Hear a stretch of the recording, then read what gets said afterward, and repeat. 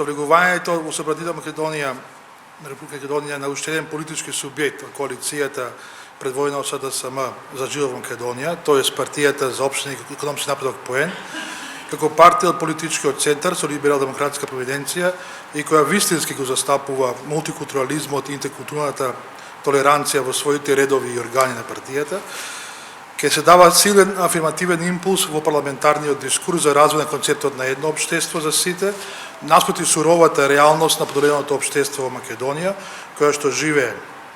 Духот на овој концепт, кој што е во владата на Македонија, се срочува преку изготвувањето на предлог националната стратегија, а кон средината на оваа година ќе треба да се најде и во собраниска процедура за усвојување, ќе започне да провејува, да се дискутира и дебатира преку седниците на собраниците комисии и пленарните седници.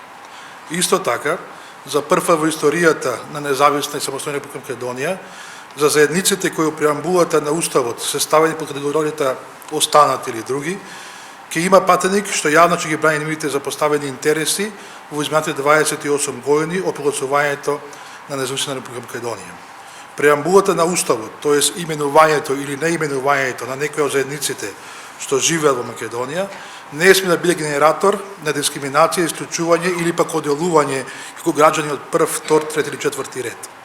Гласот и интересите на граѓаните припадници на заедниците на египчаните, хрватите, црногорците, торбечите, словенците, ерменците, русите, пољаците, украинците, унгарците, бугарите, грците, евреите, во рамките на развој на мултикултурното општество и интеркултурализмот, владење на правото, борба против дискриминацијата и ефективно учество во јавниот живот, промовирање на заедничките вредности и толеранцијата, ќе започне да се слуша во јавната политичка дебата, особено во собранието.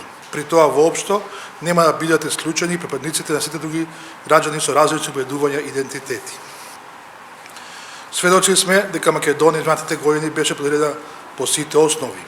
Моја задача и обврска ќе биде концептот на едно општество за сите, на кој што и досега работев како посебен советник во Канцеларија на премиерот на Република Македонија, да го промовирам и развивам и во рамките на Собранието на Република Македонија. Овој концепт, заедно со процесот на помирување, на кој што сите заедно треба да работиме, се неопходни за заеднички да изградиме здраво и просперитетно општество. Во тој контекст, Собранието мора интензивно да работи на политиките на општествена правда и општествена кохезија. Ви благодарам. Ако имате некои прашања? Сега сме во уставните промени. Знаеме дека Албанската партија има барање врска со државјанството. Дали барањето на ДЕСА го забрзува македонското идентитет? Бидејќи сами факто дека те работуваат на Кој идентитет, етнички или државниот? Сега, ако сакате, можете да зборувате за државниот идентитет и за македонското идентитет. Дали барањето на ДЕСА го забрзува за таа? Па мислам дека етнички идентитет воопшто не се загрозува во никој случај на македонскиот народ со промените на уставот, како и да бидат. Разгледувавте барањето на ДЕСА? Па се уште ги анализираме и мислам дека се уште се преговарат за тие нивни барања. Така што веројатно ќе чекаме да се договорат со премиерот и со... Ќе продолжувате да бидете советник на председателот? Не, апсолутно со верификација на мандат.